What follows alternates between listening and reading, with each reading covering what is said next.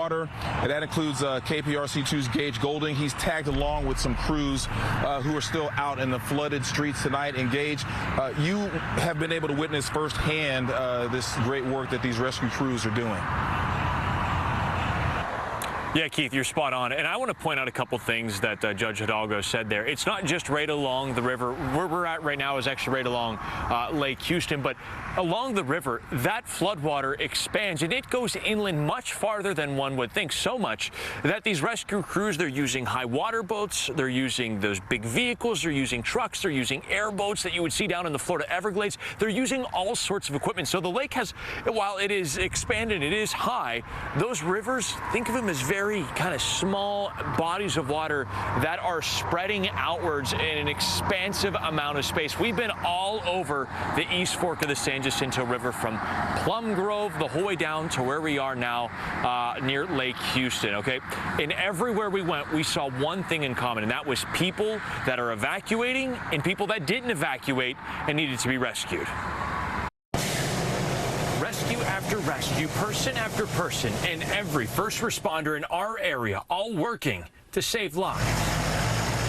In Plum Grove, a high water truck full of people rescued from rising water from the East Fork of the San Jacinto River. And just a few miles down the street, even more, this time rescued by boat. And what was that like? It's my first time.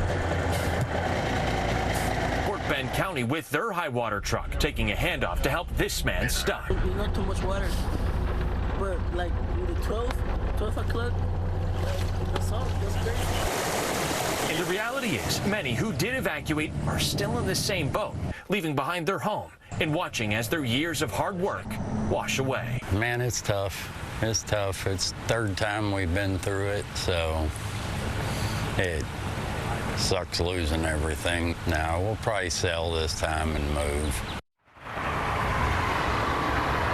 Yeah, people forced with that decision, right, that he might sell. He says this is the third time he has rebuilt his home. Many people in the same boat, whether they were rescued, whether they were evacuated, they have a long and tough road ahead. A lot of businesses, too. Check this out. We are in Huffman right now. This is the Lake Houston Brewery along Lake Houston, of course. And like I said, this is elevated water. They're seeing floodwaters. It's not as expansive, but it does come up high. And if we take a look at their building here, you can see they have cleanup to do. They have work to do. I'm hoping, crossing my fingers, that they didn't lose any equipment inside their building, but that's something they have to worry about as well.